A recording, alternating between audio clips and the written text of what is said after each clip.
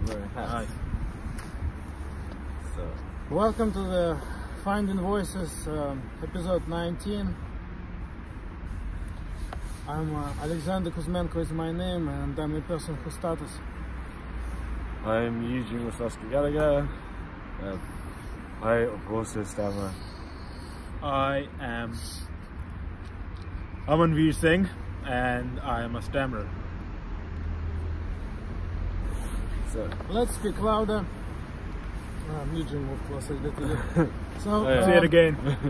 Yeah. Amanvir Singh, and I'm a stammerer. I'm Eugene Gallagher. Yeah, man, too. Right. So, I want to talk about a few things. I want to talk about Skype. Like, lately we've been doing a lot of Skype talks. Everyone who started is welcome. You can find us on Stop Holding Back charity with I designed it. Has links to everything, to Skypes and to new platform called Zoom and Slack.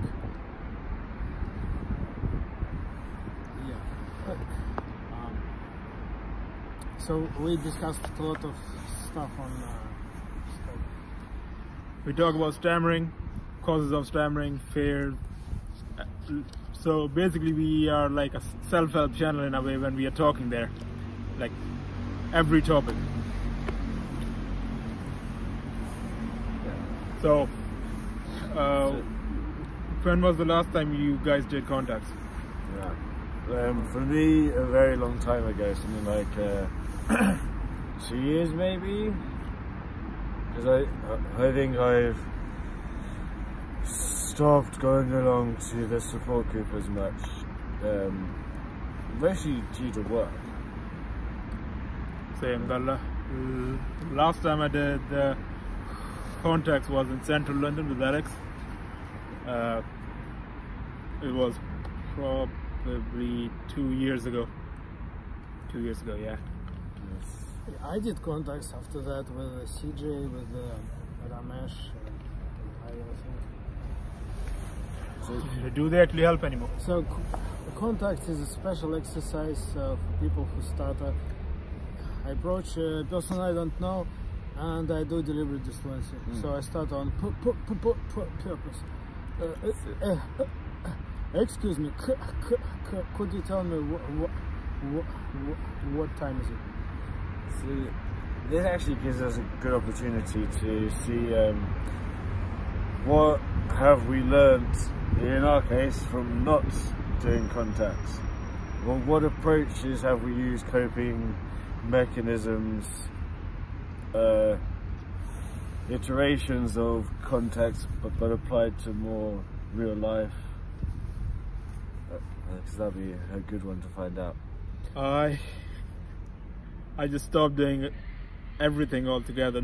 No morning warm-ups, nothing. I thought I had cured myself after doing like 1 or 2 weeks of contacts. Like in 2 weeks I did contacts almost every other day, and I felt like I'm cured. All these people still struggling are like idiots. Like I had such a big ego, I thought I just cured this shit. And I decided that I'll talk normally, and if I have a block, I'll use block release. So block release is basically, if you have a block, you breathe out, you let that block go in a way, and then breathe again and try the word again. So I thought I would do that, but the fear wasn't low enough, I guess. I decided too early that I was cured. I think 2 weeks. I've taken a very different approach to sort of withdrawing a bit, which is that I sort of realised I stammered anyway, but I wanted instead to move towards caring less what people thought, rather than improving my speech more. So that meant me working on being more extroverted, because I'm a massively introverted person in general. Yeah. actively trying to meet new people. Like, so if we go out somewhere to try to talk to some complete stranger, but genuinely try to form a friendship with a stranger. They say you become what you repeatedly do. Yeah. So I guess if you, even if you be a fake extrovert, over time you will be extrovert, because right now you have to push. Yeah. Over time you'll be like, I am extrovert now. In theory.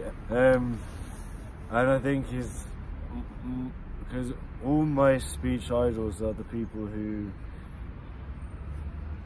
clearly stammer, but they don't really care about it. They just continue as if it didn't happen. There's no fear, there's no holding back, there's no like dwelling on it. They just sort of like, meh, I stammered, and then continue on as much as possible. I have a question about this. Yeah. So I've seen many people when I was in India as well.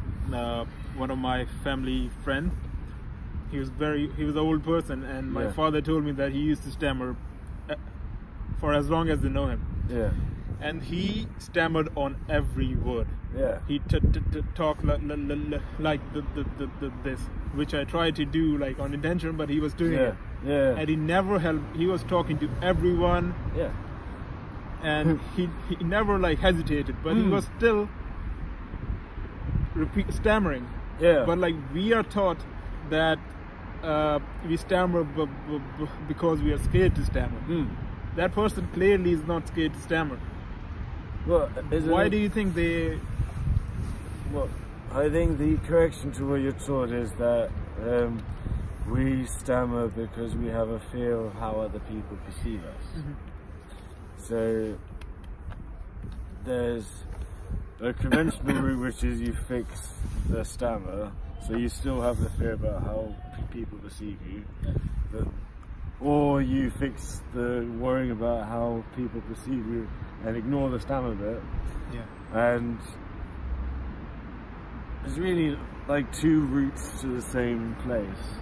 So I'd argue that it's easier if you take both routes at the same time. But like all speech therapy, including the Maguire program, while you restrict it, will only tackle the stammering side of it.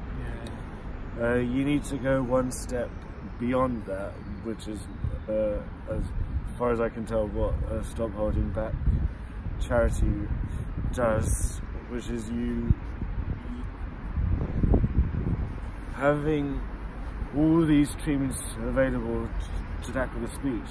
They can then go the one step further to get rid of all your anxieties about talking with people about how people perceive you, about thinking you're weird or not weird enough, or whatever. What do you think? Let me try to summarize it. So, and I want to express something. I think that stuttering is a communication disorder. So it's a result. It's not something in itself. I don't communicate properly, and that thing makes me want to control my speech more, and that thing gives me stuttering. That makes sense. But so far, we've been talking only about fears, so anxiety. So stuttering is a communication disorder, and also it's anxiety-based issues. So whatever comes first, I think anxieties come first, then they affect my communication, and then my communication fucks up with my stuttering. Okay, so on that, following the logic through there, that means everyone fundamentally is capable of stammering, right? Yes. Yep, cool. And then just you unlock it through your the incorrect response to a lack of communication ability, and the lack of communication ability could be caused by any number of factors, like I don't know, some like psychological stuff like trauma, all the rest of it, I suppose. Yeah. Right, but neurological aspect is stuttering is over-controlled speech. Yeah. So once I'm like, for some reasons I'm trying to control my speech, and well, I think there are quite a few reasons. For example, I want to hide my stuttering, so I'm trying to fit into false image of myself, being a fluent person, which I'm not even close to being fluent. I'm a stuttering person. So reason number one, I'm hiding. Reason number two, I give too much meaning, like to pay to people, to situations. So I started more with my parents. I started more with my boss. I started more there when I think that the situation is important, and I shouldn't. Yep. Because I shouldn't be a different person. First of all, because I cannot. Yeah. Right? Yeah. So, if my goal in the conversation would be to be myself, Yeah. instead of being an image of myself or a shadow of myself, that always helps me with communication. When I'm among my friends and they know my bullshit, most of it, right? Yeah. That puts me in ease, like no judgment from myself of your reaction of me, which I made up anyway. Yeah. Yeah. Do you think we started stammering? Okay, I was thinking about this the other day, and what I think why we start stammering is because everyone sometimes mumble over their words, and when we were kids, we had one of the situations where we stammered or just repeated the word again, and for some reason we felt a sense of shame or guilt by doing it, or it was something traumatic, maybe somebody made fun of it or something like that, and that just started to make us anxious for the next time we might have the same experience. And over time the fear increased with every word, every situation we are scared of, and just that hesitation and avoiding situations increased the fear, and that's why we started stammering. And when people now, as hold on, I'm gonna block on this. Adults, when they I missed that one. Do it again.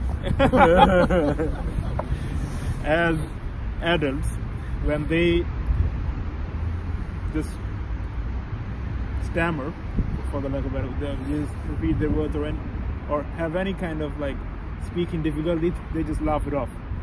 But as kids, we didn't have that emotional intelligence to do that now, and now we have to repair that. That is emotional intelligence that is more. When we're young, we worry what everyone else thinks of us. Yeah. Then when we pass a certain age, I say, I don't really care what you think of me. I'm still gonna do the thing I said I would. Everyone might hate me, but meh, okay. It'll be fine. That makes sense. I think that's more the difference. When do you think that age comes from? So for us, like I stammer because there is some kind of shame or guilt I have. My subconscious is associated with my stammer. How long is it going to take me to? How old do I have to be like for that to just go away? For me to stop giving a fuck completely and just like talk. So the thing I was working on last year was the concept of self-love, which I think I may have touched on last episode, not really sure. So the idea is that when we, so normally you make a mistake, you beat yourself up about it, say, oh, I wish I didn't do this, now it's the end of the world, yada yada yada. But which is a wrong way to treat yourself, because if you are a good parent and if you view yourself as a kid and a parent, so in you as the kid, which just wants to do its best, probably screw it up as a kid, but will, as a kid, will try again until it succeeds, right? So if you were a good parent, you would be encouraging to the kid, and you wouldn't be beating them up over the tiniest mistake. Yeah. You'll be like, right, we screwed it up, it's fine, try again. This time we know where we went wrong, let's do it again. And I think if you practice doing that, you sort of build up your self-confidence to what it should be, not what society states it should be, which is around here, but to where it actually should be. Because like society ingrains in us that we should feel bad about stuff. Like if you watch any advert, you should feel bad about, for instance, I don't know, having to shave more than once, having stubble, not having stubble. Right. Yeah. It's like there is no perfect thing for what society wants, but which drops your self-confidence. How do you practice it? Because like when I hear you, yeah, it's gonna remain in my mind, and maybe for the next 2-3 hours, yeah, I might do that. But when it's like spontaneously something happens and you start feeling insecure, your default reactions, which you have done for the last 2 decades or so. Okay. So how do you actively practice it? Do you have any nieces or nephews? Not yet. Well, I do, but they are like very, very little. Have you ever? Well, actually, no, I'm not actually. Okay. Sorry. Do you have any friends who had kids? Yeah. Or have you like seen parents in the street when their kid falls over? Yeah. It's almost the end of the world, but it's not quite there yet. With the words there, the parent always states, "Is this okay?" Like, really? It's okay? Like, yep, it's completely fine. You're like, okay, cool. And it's like, the first thing is, whatever happens, you to tell yourself it's okay. You're like, okay, I don't know why it's okay yet, but it is. And then you just think, I screwed up, yep. And that too is okay, because I cannot be perfect, because I accept I'm not great at everything in the first attempt. You just like talk yourself through it to just. It isn't about saying you did well or did badly. It's about accepting it as it is. It's like conscious mindfulness. So in mindfulness, you sit somewhere quietly and allow your thoughts to come through, and you accept your thoughts as they are. You don't try to change them. It's just, I accept this was my thought. So you should use the same approach in your everyday life, which is you accept life, whatever happened, as it is. It's like, yeah, if you screwed it up royally, it's fine, right? Yeah. Because you're on the planet still, everyone else is on the planet still. You always have the next minute. So it's like, so when something bad happens, Yeah. something you have Well, a just negative anything experience. Like, Or- you missed your train, you're like, well, okay, it's fine, how soon will the next one be? 3 minutes, great. Is it more like talking to yourself? Yeah, you Or- just, Yeah. is more, 'Cause I'm trying to think about like how I can apply this. yeah, okay, so, like I try to break it down into simple steps, like stammering one me and Alex Yeah. broke it down to 2 steps the other day. so, it's more, Sure to say. okay, so I think it's more that the way people become anxious in general is you overthink something. You have all these potential scenarios, Yeah. none of which will happen, but these will occupy like 90% of your thought time. Yeah. Stresses you out. Stress makes you obviously stammer much more, right? Yeah. So it's about, the way to remove the stress is you don't think about all the hundreds of scenarios. If you're late, you're still late, like, and you will be late whether you worry about it all the way there or you don't. Time will travel at exactly the same rate. You will travel at exactly the same rate because it isn't in your hands. It's like if you're a spiritual person, you realize you were meant to have this. If you arrived 1 minute earlier, 1 minute later, it wouldn't have worked out exactly as it was meant to work out. So just chill out. It's all under control. You have no control. You never did. So stop thinking about the fact that you might have thought you had control. You didn't to start off with. And just accept it as it is.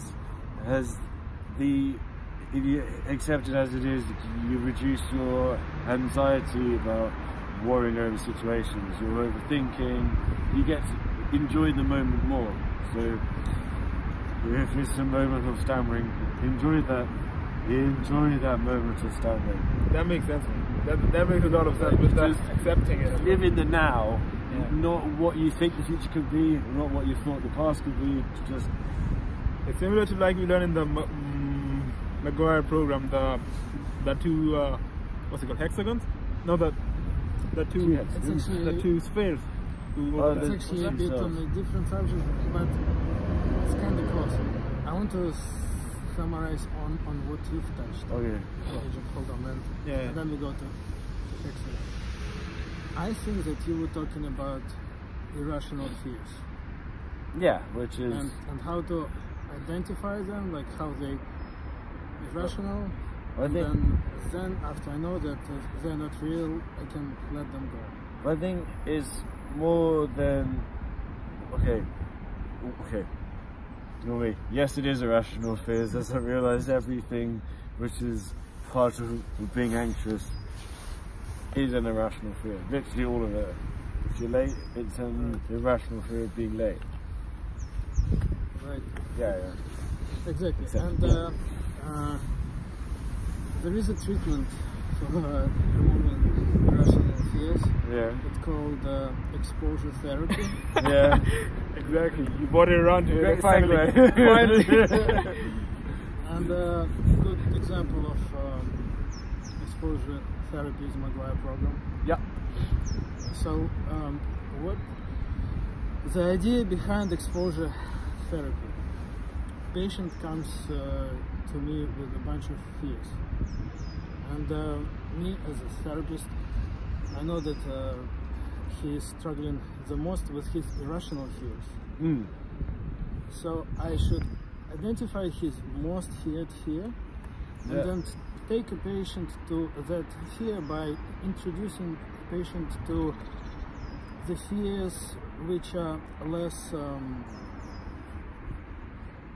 Fearful. scary, less fearful, right? Yeah. So little by little. Yes. So in the case of stuttering, the look of stuttering itself Mm. it might be the worst fear. I don't want to look, like old. Yeah. Like when I'm blocking out of the control, as that might be my worst fear. So I should hesitation. I should plan this little walk of introducing myself to my own stutter. As you said, in a way, it's start loving myself for who I am. But to do that, I should know who I am. That's true. Because I don't have an identity. I'm in a crisis of identity. I have no idea. Like, I thought that I was a fluent person, but and that was my self-identifying point, that I'm a fluent person who stutters sometimes. No. Yeah. My real identity is that I'm a stuttering person who is fluent sometimes. Okay, but what if you miss the point completely? Okay. Which is that you may never know who you are, because who you are will change, and the whole task is to get to know who you are at this particular minute, and then when the who you are changes, for instance, next month, because something happened and you've now had to adapt to that, you get to know yourself again, which means it isn't even about stammering, fluent speech or whatever. It's just you are you, whether you want to be that way or not. Like, if you start from I accept who I am now, rather than I think I'm a stammerer and I want to be fluent. If you just accept instead, like, I am who I am now, I suppose I might stammer every now and then, I might be fluent every now and then, I might stammer in certain scenarios more than others, but it doesn't affect who I am. Yeah. I'm still me, stammering or not, standing up or not. You would think so. Whatever. Let me give you example of my misidentity. Okay. So I go to a group of people, I start talking, and I start hiding my stuttering using tricks, little tics, looking away. It's working or not, doesn't matter. So in that room, everyone knows that I'm a stuttering person. Yep. And I'm the only one who don't want to accept it. Everyone around me accepted it. But and I'm still using tricks to sound fluent, and it's impossible. I think both of you make sense, because but what he's saying is, in that situation you should be like, okay, I will improve my speech, I will do all this shit, but right now I stammer, so fuck it, I'm gonna do it. There are two ways of dealing with stuttering, like the misery, like the way that leads to misery, like tricks, like hiding, like avoiding, substitution, and the hard way, which leads to self-respect, taking roads I never took, to take emotional and moral challenges at the time, so I can feel better. It's a learning process. So I know that Maguire works because it's exposure therapy. So what happens? Gradually introduce to my own stuttering by introducing new techniques one by one. And what is the difference between a technique and a trick? Let me tell you. It's a purpose. The purpose of a trick is an attempt to hide my stuttering. The purpose of a technique is an attempt to show my stuttering. That I'm a person to the world. I like that. Right? I like that. That's really good. So in a way, that techniques we use could also become tricks if we don't use them to show. And vice versa too. Okay. And the tricks can become the technique if we do. Intention. That makes sense. If you're intentionally doing it, they are good. they are techniques. If you're unintentionally or reactively doing it, Even right. those Makes sense. things to show me as a disfluent person. Yeah. But there is one thing. Well, other reason to say. When I was talking about one the technique which stands out like above all is the eye contact. Yeah. Yeah. And Fair enough, yeah. do you know why it's like so important? You witness people freaking out when you Spot speak. holding back when as you well. start stammering. Right. So it's like not being ashamed of your stammer. right. So when a human being is communicating, Yeah. there are two communications going on: verbal and the body language. Yeah. Body language is 80% of all communication. Yeah. 20 is verbal. So when my verbal 20 is a stuttering communication, Yeah. I don't have to add all the body to it, and I do. Yeah. I avoid eye contact. Okay, It's a body language. It has Yeah. nothing to do with my verbality. That's true. Yeah. It's nothing to do. So when I stutter, when it's a communication problem, I stutter with my body as well, like my posture, my eye contact. I cannot do a shit with my verbal.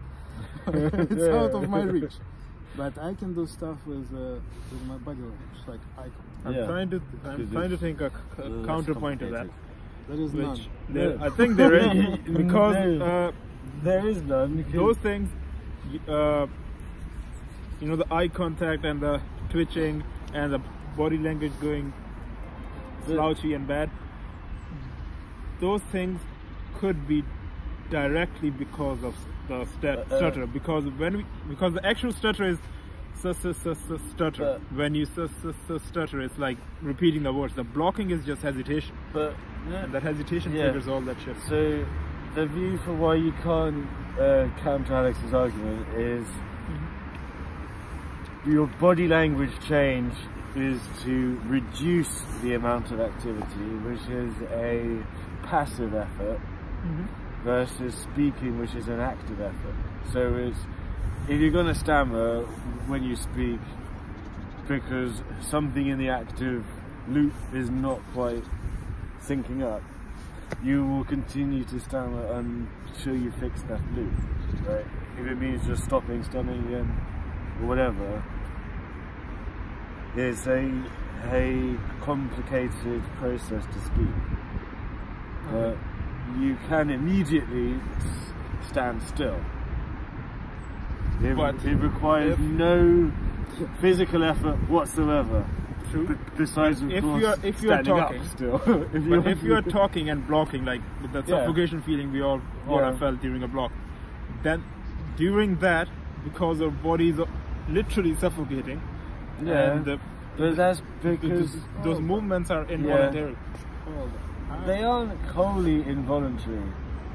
They are in a way because the lack of control is involuntary.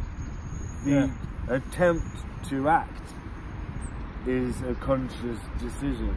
yes, but during that panicky time, you're fucked. That conscious decision is on the window. No. Unless you've already It's thought always of it. there. Unless you've already thought of it, like, okay, I'm going to go to the situation, even if I stammer, if you're completely prepared for it. I will crush the argument in a second. Okay, go for it. do it. I'm just like Your trying to play devil's conscious- advocate, maybe something else is Your true. conscious decision is you're trying to impress someone with your speech, right? But Is that really conscious though? yeah. That's not I don't think about, okay, I'm going to impress this person. So why would you push through a sound? Because you're worried the other person will walk away. You're actively trying to keep their attention. But that feeling of hesitation is not a choice though. That feeling is involuntary. You In the could moment. actually argue it is voluntary as well. Well, if when it's it a defense started- mechanism. Well, in the moment it's not, but you can do some things to make sure that that feeling doesn't like overwhelm you in that moment. Yeah, which But is but if it's there, Yeah. at that point you can't make a conscious decision. Okay, I'm not going to be this. you can't make a conscious decision to change the behaviour you're engaged in as easy as you can make a conscious decision to stop completely. Oh, okay. Yeah.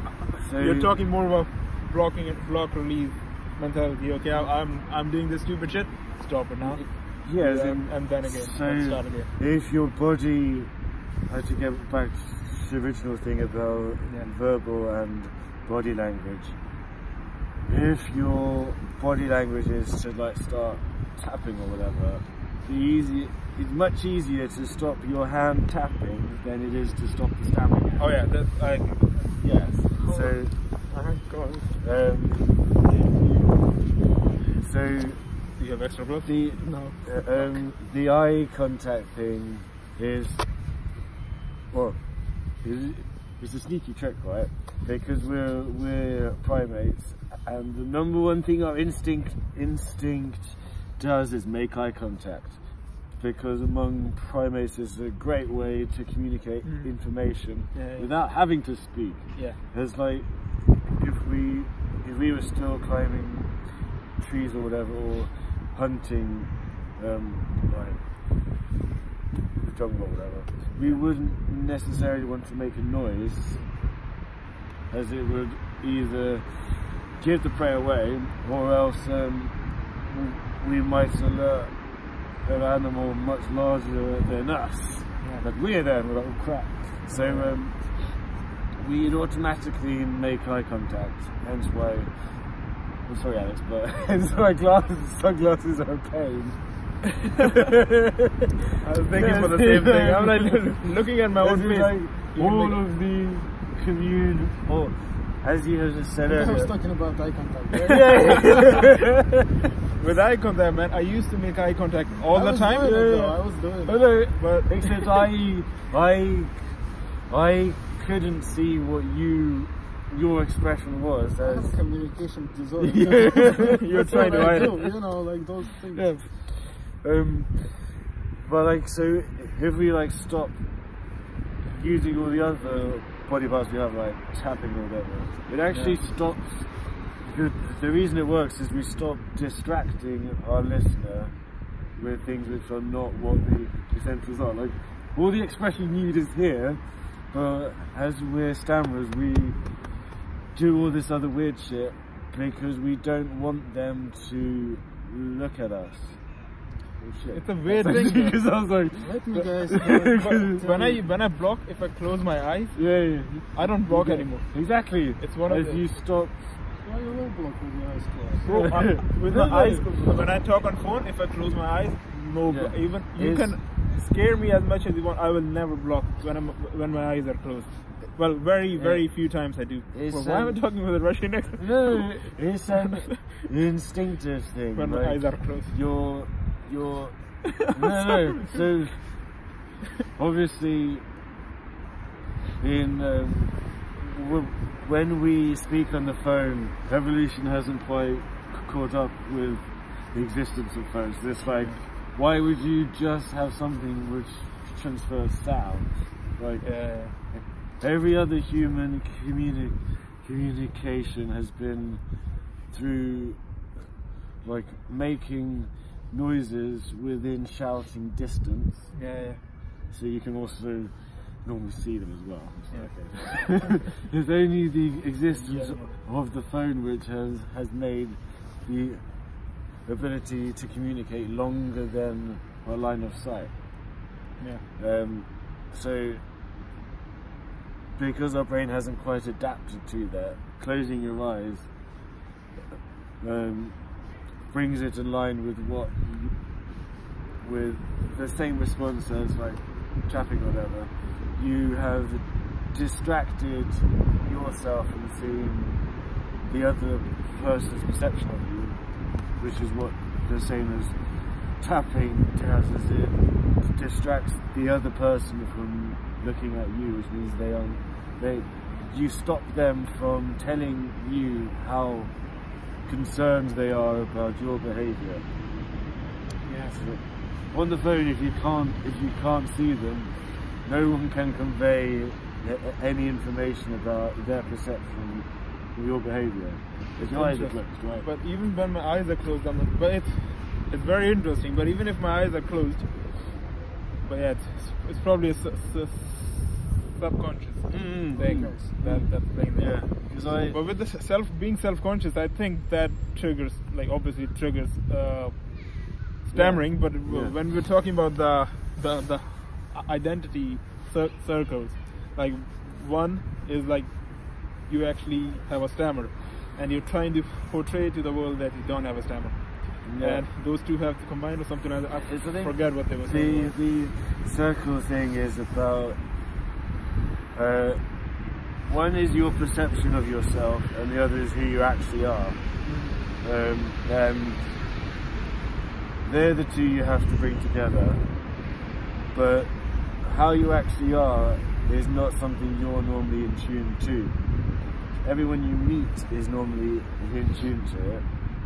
You're the only one who is deluding yourself normally as a defense mechanism.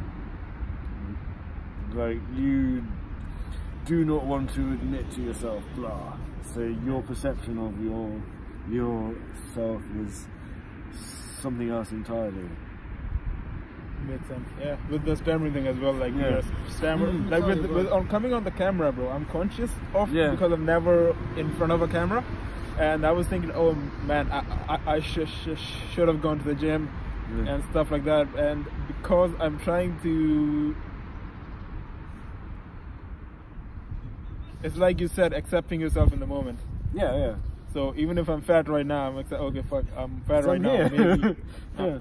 With the stammering thing, similarly, okay, I have a stammer, and that feeling like, oh shit, it's gonna be weird when you stammer in front of this person or in this situation. Too many people are watching, stuff like that. But in that moment, it's very difficult to accept that you stammer, which we should, because that's the only way out of it. But that panicky stage, that accepting in that moment, especially because I'm a covert, I can use tricks to hide my stammer pretty well most of the time. I think that choice makes it very difficult to actually stick to the way that's going to help me in the long run. It's like instant gratification thing. Let me tell you about circles. Sorry? Okay. Let me tell you about the circles of self-actualization we were talking about. Oh yeah, that's it. That's most normally. So this is one circle, this is another circle. This is how people perceive me, this is how I perceive myself. Yeah. Right? So when those circles apart, people see me one way, I see myself in a different way, we cannot connect. When our circles start to connect, when people see me as I see myself, this is where things are getting nice, everyone comfortable around each other. The more circles that connect to each other, the better. So I cannot move closer to the circle of how people see me. This is out of my reach. Yeah. So for me to get better, I should move my circle. The way I see me should be closer to who I am, and because that is closer to how people see me really. Yeah. So those people already accepted me as a stuttering person. Me, I'm still trying to use tricks to trick them. No, guys, I'm really fluent now. Yeah. So, and that's puts circles way further apart. So it's a self-perception that has to change, which is exposure therapy. Yeah. Yeah. So I'm accepting myself as a stuttering person to help me to communicate with others. Yeah. Because that might be the right way of dealing with my stuttering. Like, when I'm a young kid, I have no idea what to do with it.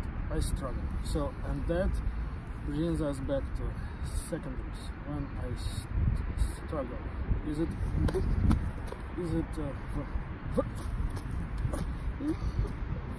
voluntarily or not? Those secondaries, they came into place because one time they worked. Yeah. So I ended up in a silent block, and then I did this, and then it worked. Right? Yeah. And then one time I was almost in a silent block, and I said, Alex, it worked. Yeah. One time I raised my hand, you know, or I did this, or I did Alex, and it worked. Yeah. Right? So, what that does to me, that writes my neurological pattern. So, Alex, when you're in a silent block, if you do this thing, if you do that might work. If you tap your hand, that might work. So when I'm in trouble, my neurological reaction to the situation is limited by my knowledge. Yeah. That's why I always go to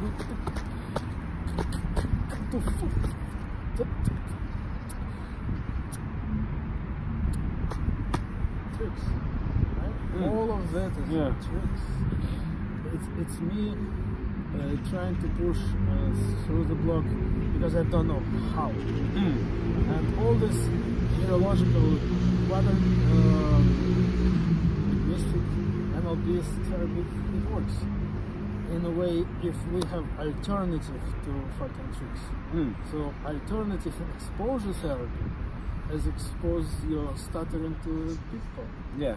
Right? So I stutter. I'm the same person.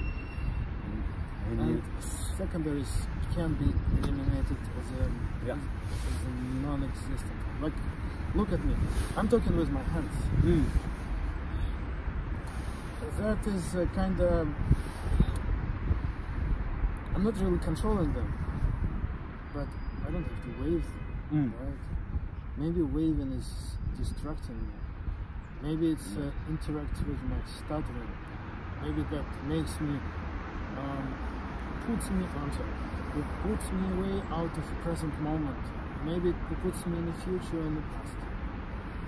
So secondaries, body language, we don't have Tourette's, we don't have the tremors and stuttering.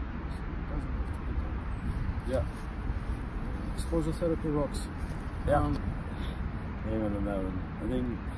I think on that one, the biggest fear with stammering, which I think everybody has, isn't so much blocking on the word, as more is the person you're speaking to. Yeah. It's personal. No, you think that happened, but it's all in your head. Yeah. It's not in the outside world. So universe doesn't give a fuck that what you think. But in that moment you're conscious of how you look to that person. And it's not true, not even close to the stammering thing, like when I talk to a person, when I think that they think that I'm fluent, rational fear of you. Exactly. I'm thinking like, oh, maybe that person thinks I'm somebody who's fluent to talk like this, and I try to be that person and force myself to be that person. That always make me start a move. All my irrational fears, they always make me start a move. And that's why I need exposure therapy to introduce myself to my stuttering. Yep. So good, we came up with the 2 techniques people need to get rid of. Oh yeah. The name of the program is Stammer Like a Boss. It was inspired from you. Yes. I appreciate the reference. This is our program. Yeah. So the foundation of the program is we stammer because of the fear of stammering. Yeah. The fear of stammering in front of people in every situations and blah blah blah. And the cure to that is to stammer like a boss, which is also a name of the program, as I just said. So it has 2 steps to cure stammering, or be as close to a cure as possible. Alex, you want to start? Right. So it's of course it's a process. That shit doesn't happen in one day, but it might be if you're genius, you know, you're like, okay, I got this, I'm cured. In my case, I still like here and there I'm fucking up. So rule number 1 is eye contact, always and forever, with everybody, forever, with whoever I talk to, it's forever, ever. There's no excuses. Even if it cost my life, Will always be eye contact. Yeah, cool. With Buddha, with Jesus Christ, with Satan, with whatever. If I'm talking, eye contact must be there. Okay. Second step, right? So that is actually facing my all irrational fears, eliminating and improving communication. Second step is pretending that you're a loud stutterer. Always. Overt, loud stutter. So every word is important. Yeah. Pretending word is very important. Because each time I use any stuttering technique to show my stuttering is always acting. It's not real, it's me pretending. Okay. Every technique I ever used, it was always acting. Yeah. Volunteer. So I pretend. Is this because you were a covert stammerer? I like from overt to covert. I saw that I was a covert, but fuck no, I was a overt. Just like that.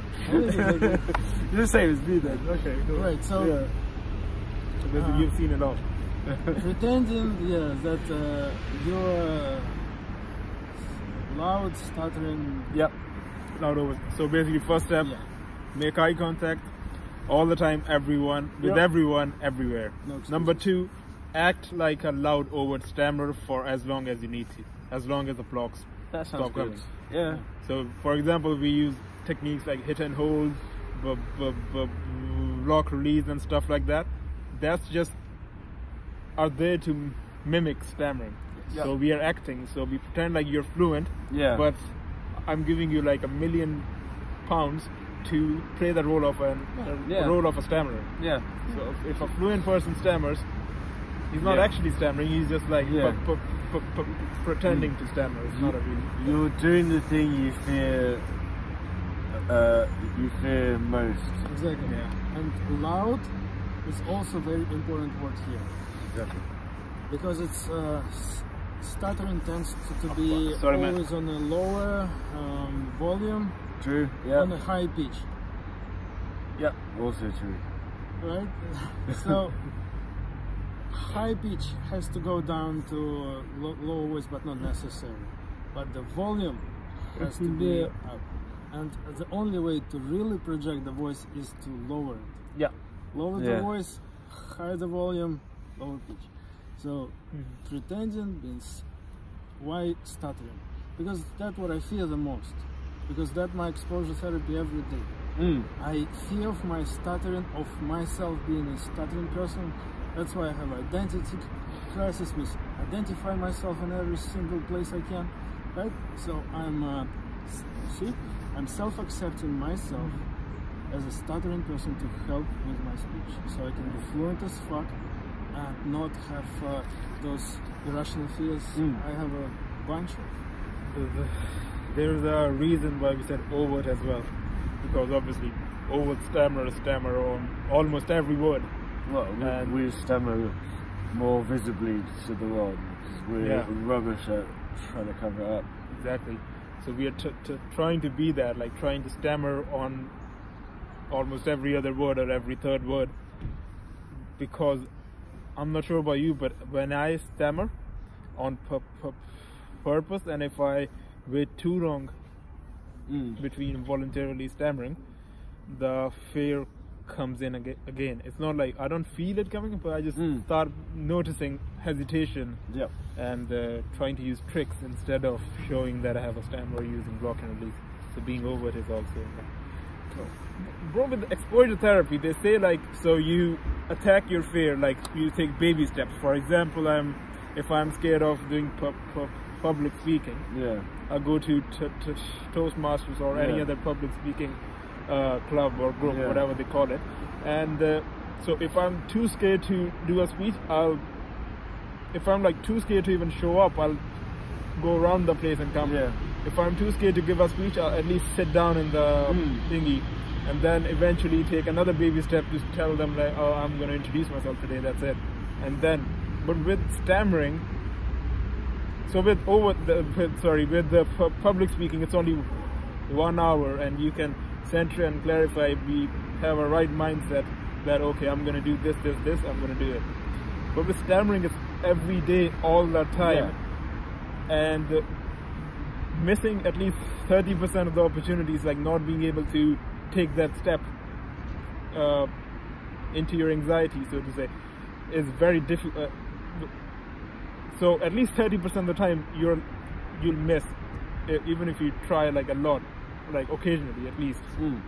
So even if I'm like for 4 days I'm 100% of the time good, the last 3 days of the week I could try to hide it at least 30% of the thingy, 30% of the situations. Why am I rushing? 30% of the situations. And those situations are the ones which keep playing in my mind again and again because I fucked up, or I'm a pussy, man. I just could not even show them that I have a stammer. I was scared of them. I'm a coward. And that is something I'm struggling with. What's your guys' opinion? So my approach to the whole tackling fear things is generally you do the thing you're most scared to do as the first thing, on the grounds that okay. It makes sense, on the grounds that the amount of fear you experience for, say, if you're scared of heights, the amount of fear you fear doing a skydive is the exact same amount of fear as you would fear climbing a ladder. But climbing a ladder is a lot easier after the skydive than before the skydive, as you've already experienced the much worse thing, and everything else is pretty normal, and you're like, well, fine. But if you climb the ladder first, it's a huge thing first, and then another huge thing. So it's 2 times you had to face your fear rather than just the once. Disagree with that for 2 reasons. You have to be brave as fuck, and you have to. I have the mantra: there's nothing to fear but fear itself, and I just repeat that to myself all the way through. And I'm like, because I'm normally shitting a brick. With the going for the hardest thing first. Yeah. Is that so? Like you said, climbing a ladder and that everything. Is it really though? Because in the on the context day. Yeah. So if you ask me to go to a coffee shop and do a huge disclosure, it's going to be difficult. But if I do 5 contacts first and have some momentum, then that's going to be easy. So because I'm a believer of that you should not make life more difficult than it has to be. So why not do like 2-3 baby steps first, and then the big one is so. With your analogy of climbing a ladder and skydiving, it's the same fear. It's not the same intent. The fear, the category of the fear is same because the fear is still of heights. Yeah. But the intensity is very low with climbing the ladder compared to skydiving. Yeah, so if you climb a ladder and a taller ladder and taller ladder, and that's my exact point. Yeah. That because skydiving is that much more scary. You're gonna shit a lot of bricks on the way up there. You're gonna not just one. You're gonna get at least 5, like on the way there in the car. Take it down. Yeah. Once you arrive there, you're gonna take another down. Yeah. Once you've gone through the speech about what happened, you're gonna have another down. You're like, when you sign the waiver that you might die, you're like, fuck, but don't fuck. You will have a much longer period of stress, but it will. The overall fear is exactly the same. Hold on, there is a difference. But not large enough. You're afraid of building up to fear, so you would rather be asleep while preparing for a jump, and then you wake up and then you jump. I'm terrified of both. I think maybe analogy can be the one that we talked last time. Like, look, I take a white piece of wooden plank. Yeah. Very hard, very good. Yeah. White for me to walk. So I put it on the 1 meter high. Yeah. I put it on the 1 meter high. I can walk over this 2-meter playing field with my eyes closed. Yeah. I put it at 2 meters high. Yeah. I might have to have my eyes open now. Yeah. I put it 100 meters high. Yeah. I might think twice if I even can do it, right? Yeah. So it's all about my perception, but the plank, the muscle memory, everything remains the same. So if I don't know that I'm on 100 meters high, yeah, I can walk it because my perception of it. Yeah. And I'll be super fine. So the view for tackling the biggest fear first is that I have this presumption about myself, which admittedly it might just be a me thing, that I can probably do it. I might be terrified, but I can probably survive. It'll all probably work out fine. And as a result from that view, the amount of fear involved won't change that much between the tasks. The batteries. Yeah, like Close, no. But those is, yes, close. so as a result, I'd much rather It's all good. tackle the thing that scares me the most, which is the only way I can ski. Because I realised when I went on a ski trip, I was fucking terrified of skiing. And I was like, well, I mean, for 5 days, I'm gonna have to. You make sense in that. Yeah, I can see that. So the only way to make me learn how to ski was to just throw myself into it and just trust that somehow this will be fine. So what you're trying to say is like, so with the climbing the ladder thing. So the first time you climb the ladder, your fear might increase of skydiving. Just facing your. Is that what you mean? If you view it as if you give rating out of 100, say, if you say like skydiving is like 200 fear points, and like climbing to the top rung of a 2-meter high ladder is 100 points. If you do the ladder first and then the skydive, perhaps the skydive fear drops from like 200 to 190. Yeah. Small drop. To be fair, it could increase as well. If you have a bad experience, first bad experience. So, the fuck? So, but if you go the other way of skydiving first and then ladder, perhaps your ladder fear drops to like from 100 to 90, which is still like a 10 drop. But it's a larger drop percentage-wise, and as a result, it's much easier. We have to talk about. I'm confused. I'm confused with that. Because we are confused. Yeah. Because we are mixing a real danger with irrational fears. When we're talking about social anxieties, we're talking about irrational fears. Yeah. So the second most irrational fears of everybody is a public talk, right? Yeah. Right after the fear of death, which is completely also might be irrational, right? Yeah. Yeah. Who knows? So death might be like the most irrational fear of all, and then public speaking. And then people who are afraid of public speaking might have no problem with it, skydiving. Yeah. Like myself, I had a stutter, and so I was like, fuck, I'm a coward, right? Let me see if I'm a coward. So I did like stupid shit all my life, right?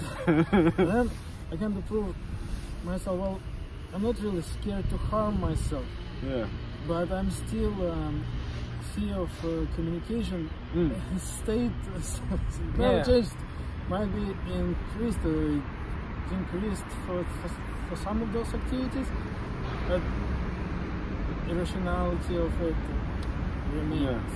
Still I fight it directly. Yeah.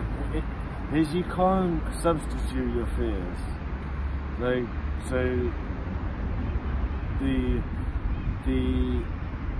skydiving and ladder analogy one won't fix the other. Yeah. But has only climbing a ladder will fix your fear of climbing a ladder, and only doing a skydive will fix the fear of skydiving. But it's more, rather than taking the baby steps of saying I will do this much more this time, like trying to lead up to it and trying to build up momentum, it's easier just to do the thing which is the end result first, and then figure out how you can improve it afterwards. Because you're like, well, here's the first one. It is 100% certain you will screw it up. There's a problem with that for me, because I was in A levels and I joined a class called public speaking. So I went there the first day. I thought they will. That was a stage in my life, and I thought like I stammer because I'm anxious. That's it. It's just me being scared of talking to people, which is true as well, but it's not as simple as that. But obviously, if we break it down, it's that. But yeah, so I went to the class and they made me do a speech. The first day it was in a group and the whole class wasn't there, so I was less scared and it went fine. Yeah. And next time I did a speech alone, and when I tell you, I sweated from everywhere. I did not know my shins could sweat. The stammer sweater, sorry. It was horrible, man. It was horrible. It was like I just ran a marathon or something. Yeah. Sweating from everywhere. I didn't really do that. Was a traumatic experience, man. And after to this day, I have this fear of I don't do very well when the attention is on me. So I have to deal with that fear. But just because I threw myself in the deep end, the trauma was too much for some time. Yeah. And I hesitated more. So it depends what kind of fear it is. If it's a psychological, like just it's an irrational thing, then it's good to maybe take a small step. If you have anxiety of something, it's good to take small steps. If it's like a physical thing, then even then you should take small steps, man. The exposure therapy is built with baby steps. What if you view rather than small steps as more like the whole like training in the gym? You do the thing you're going to be nervous about, and then you take a break, and then you return, do the thing that terrifies you. Like, I have a fear of spiders, like completely irrational. Like all the ones here in the UK are normally really tiny, and none or practically none will harm you. It's like 1 in a million chance of finding one which might harm you. It's all about the time. But like, so the approach I had for overcoming it is always to do the thing I feared most, which was to scoop the spider up and take it outside. Initially, the first few times I was terrified, and it took me 20 minutes, but I was like, right, we have to do it, and I was like, okay. Very nervous as fuck, you know. I was doing it, and then the next time was like, it took only 10 minutes, and then 5 minutes, and then 3 minutes, and now it's like half an hour, unless it's a particularly scary one.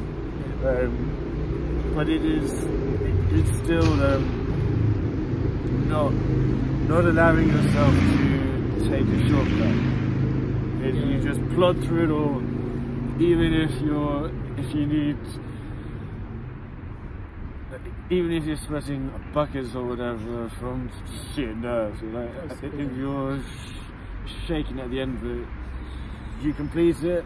You stand still for a bit, just breathe a bit. That helps you much more than half-assing it. the one to be better which to. is what Stop Holding Back is all about. Yeah, yeah. It's just doing things no matter what. Yeah, exactly. Yeah, Comfortable or Yeah, yeah. uncomfortable. Okay, with that thing, like they say, like the okay, hold on. When you're facing your phobias, your anxieties,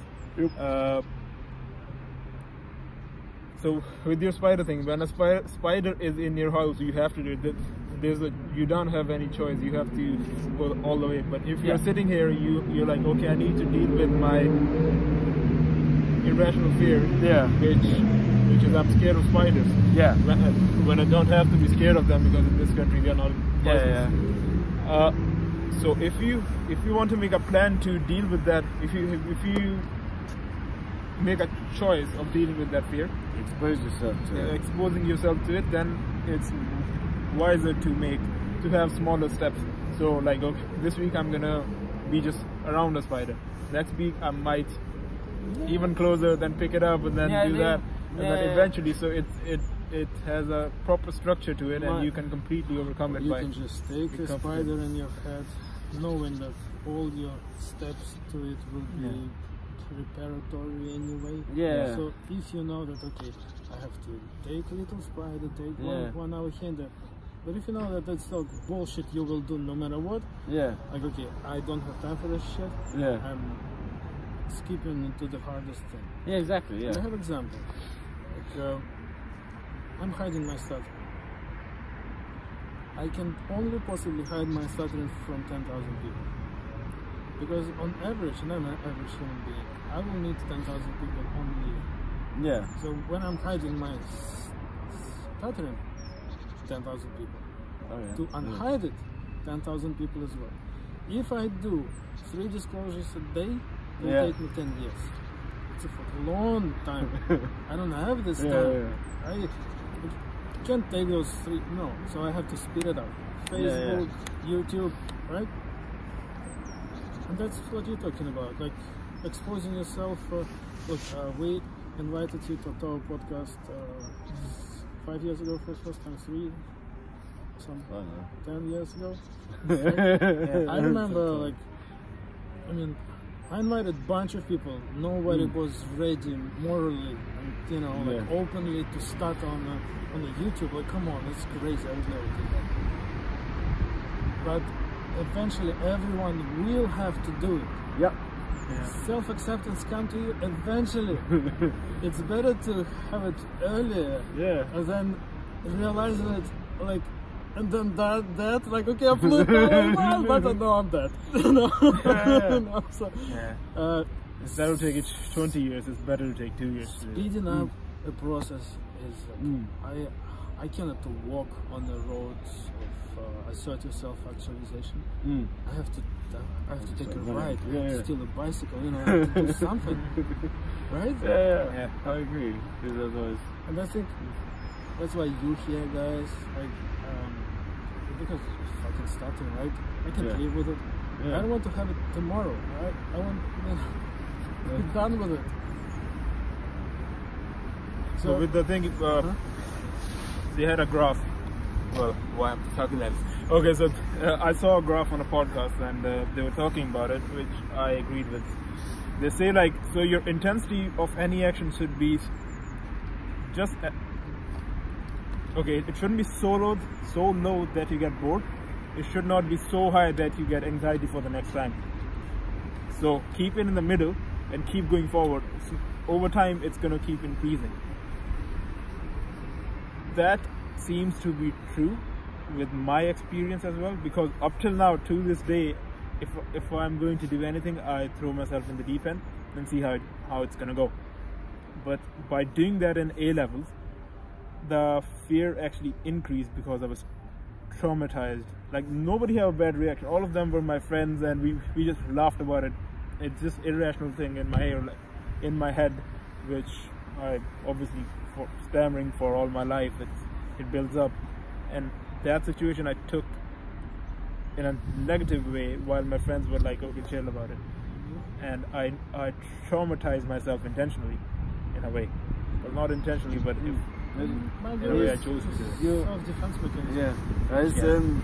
So there was someone on Facebook, I think it's like stammering something. Anyway, so there's a stammering support group on Facebook, which I was part of. There was like, I think someone saying that they wish in response to some joke, they were saying they wish they didn't stammer. And so the thing I told them, which is actually I think borrowed from a film, is the problem is not the stammer. The problem is how you. The problem is your approach to the problem. Yeah. So, in our case, the problem is not that we stammer. Right. We will stammer whether we want to or not. It's just you have to move on from that bit and tackle the actual issue, which you can change, which is that we worry about people's perception of us. We have an overly high expectation of ourselves. Yeah. We do not think we are worthy of people's love and affection, or whatever the hell the fear is. And it is those things we should be tackling, because to not stammer fundamentally would have to change our genetics and the last 30 years of upbringing or whatever, which won't happen. But certainly in our lifetime, because we're going to have a different lifetime entirely. when I'm recovering from stuttering, I'm recovering only from stuttering blocks. I divide stuttering itself, which I got through traumatic experience, which triggered my stuttering gene. So because of that, I just repeat sounds and I prolong sounds without even noticing it. Only when I start noticing it, that becomes stuttering blocks. When people told me, like at the age of 6, my friends, like, you talk funny. I had no idea I was talking funny. I was still communicator with the stuttering or not. Just I had the traumatic experience a few years earlier, right? So I was a changed person. Was my personality changed a little bit? Most likely. Because when people told me that I talk funny, I became self-conscious, started to control my speech more, and this is where silent blocks appear, psychological. So when I'm talking about recovering from stuttering, I cannot recover from genes. I can only attack psychological part of silent block. So I will repeat sounds, I will call on sounds till the rest of my life, because it's what I am. But I don't have to block. That's the idea. So is this really an irrational fear? Because if you hold on, like you. So no, hear me out. I'm just trying to think, and I knew maybe something comes up. Okay, my rule for what is a rational fear and what is an irrational fear. If it kills you or has a risk of killing you, it's a rational fear. No, it's a rational fear. It is a genuine thing you should be concerned about. If it won't kill you, then it's fine. It's an irrational fear. Like, so if you talk to someone and they don't talk back, will you die? The answer is no. So it's an irrational fear of no response. But like, it's also like we are scared to be different, because it's DNA, like we used to live in tribes, blah blah blah. If will it kill you? It's overthinking. It won't kill you. No, but like, will it kill you? No, in that case it used to get a stammer kill if they were different. No, it's a fairy tale. No, I mean not stammer, like the person who's different and is an outcast from the tribe. So in every species. Bro, if you're living in a tribe and people trying to kill each other Oh, they fight for food, fight for women, fight for everything. That's why we started. Yeah, I'll be alright. Amanvir, in a tribe, you have everyone works together, right? Yeah. So that the only people who get kicked out of the tribe is someone who has done something wrong to the tribe. Yeah. If they've always like helped out, no one would give a shit if they had an arm missing, a leg missing, couldn't speak. Couldn't speak Like, at all. Can't hear, can't they see. wouldn't care because they would still be finding a way to contribute, Right. which Yeah, is that- how the tribe actually works. You might, so two tribes meeting, yes, you might have some serious shit if you have a stammer, Which is irrational again. yeah, Like, we still which fight is another. also quite rare, because when the other tribe comes along, they would send someone over to say, right, we would like to trade. And you're like, ah, okay, here's some money. And you exchange, and everyone just goes on their merry way again. Like, the amount of actual conflict in life is far, far less, because remember, to have a species now, they've had to have survived. It meant all your conflicts would have been being overly aggressive is bred out of a gene pool, as it stops the species from surviving. Yeah. So the only, even like, there's a YouTube TED talk about alpha males. The alpha male is not the he's not the strongest, he's not the biggest, but they are the smartest in the group. So they would form bonds with influential members of the group to become the alpha in the group. Yeah. And which might mean that they're a lot smaller than the biggest one there, but it's not their physical size which makes them the leader. It is their use, how they resolve their limitations. So hence it still fits in with the rule of the problem is not the problem, it is your approach to the problem. Like, so a chimp, he's small. Like, for instance, you and me, you're much larger than me, a lot stronger. But so if you went by just pure genetics, you would be like the alpha of the group, right? But if I am smarter and form more bonds, I might be the alpha, or Alex might, if he's friends with more influential people than me. There's like, it is, so like having a stammer has never stopped you from forming friendships. But it might have hindered a few and filtered out a few which shouldn't have been friends with anyway. Maybe in your favor, Like, you might have been trying to make friends with a douchebag. Yeah. And you're like,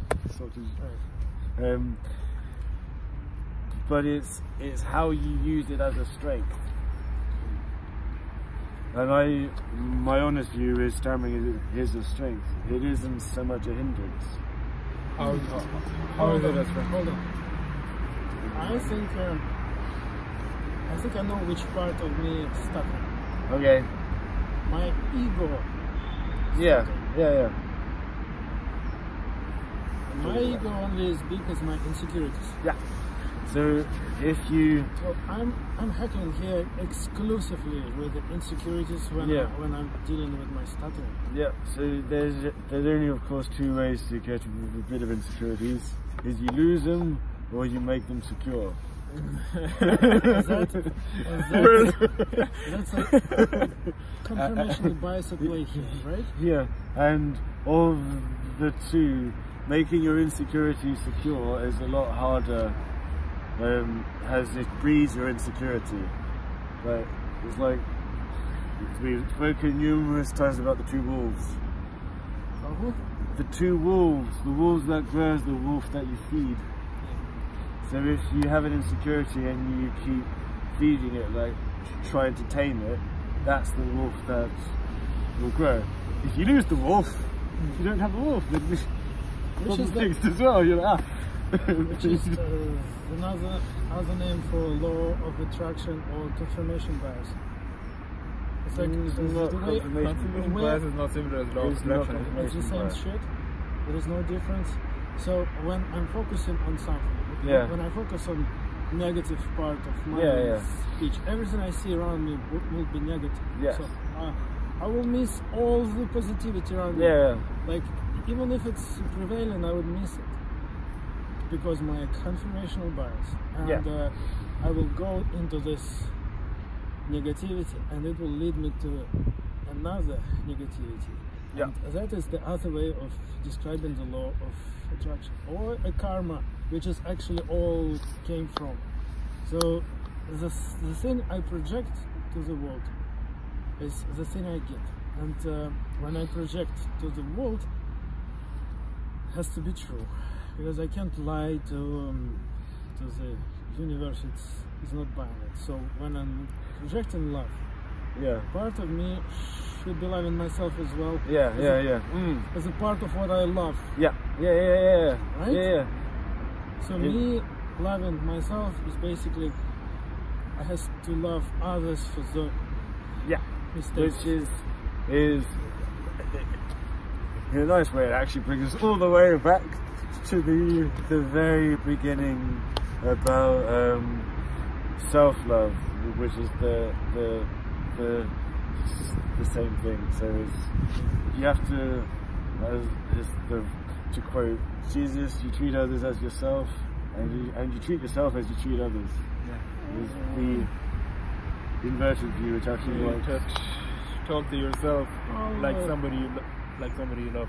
Exactly. So if like your son was making a big deal out of something, you would want them not to do it. Or you want them to breathe out, or you would want them to go on the stage anyway and give the speech or whatever. So talk in a similar way to yourself. And if they are like anxious, you don't tell them he's a fucking pussy or something. But we often tell that out to ourselves. If you're anxious, you say, "Yep, I know you're anxious. It's cool. It'll be fine." To take a few breaths. They will like you, whatever. They will like you.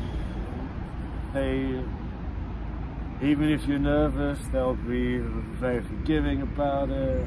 You'll put on a great show. By the end, people will love you instead.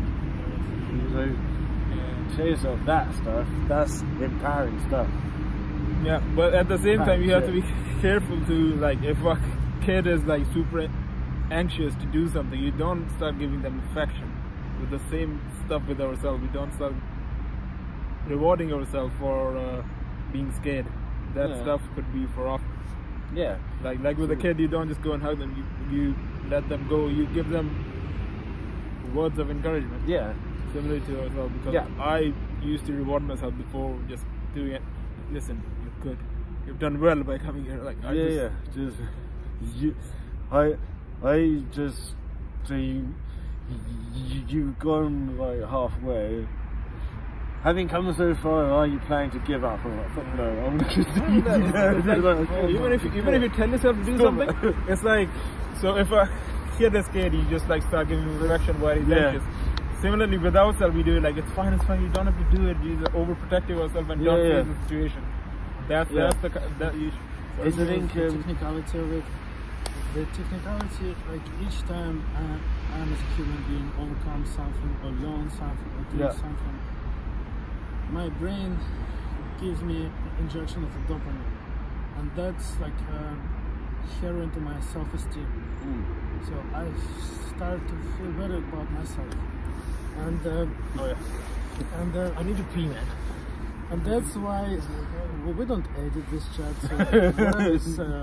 So what I was saying,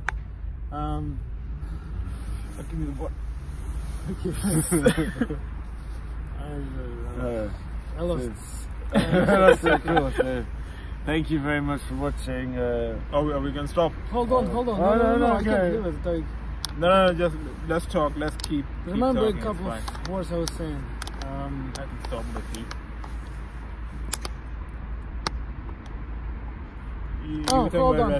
Hold on. Rewarding system. So Yeah. each time I do something good, my brain dopamines me. Yeah. It feels amazing. Yeah. And that's one of the reasons why so many people are going back to McGuire courses to become a coach, to become a better coach, then become course instructor For the dopamine hit. for the dopamine hit. Because it feels good. I can You agree. see? I agree with that. I did that as well. I didn't completely lost it. With the consciousness thing as well, bro. It applies to everything with like the baby steps and stuff. Like I'm super conscious of being on a camera, like trying to take the step and trying to be comfortable with, and I'm also conscious of being seen as weird, even if I'm showing my stammer. Even at that point, I'm trying to rush to be more fluent than. But not always, just the last 2 days. Before that weeks I didn't. I just attacked every situation. But last 2 days I've been feeling this shit. That I'm talking and I have started showing. So if I'm on a phone call, I'm like, hello, good morning. My name is Amanvir Singh and I have a stammer and like this. So instead of just like, the block release, you breathe out, you breathe in and do the whole thing. But when I breathe out, I don't breathe out completely. It's like this shallow breath. Even while showing, I'm trying to rush.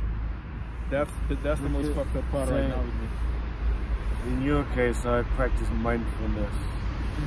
Just like mindfulness in its proper form.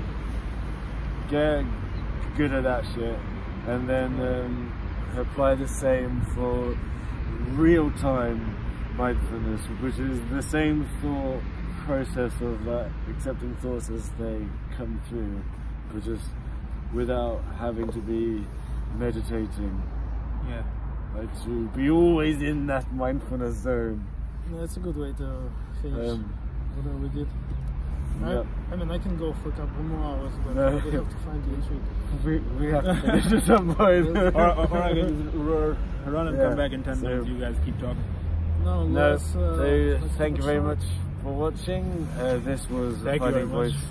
This was Finding Voices podcast. I'm Eugene Wasowski Gallagher. Amanvir Singh. Alex Kuzmenko is here, and person who started fluent as fuck. Cool. Thank you very much. Thank you very much. Bye. Bye for now, yo!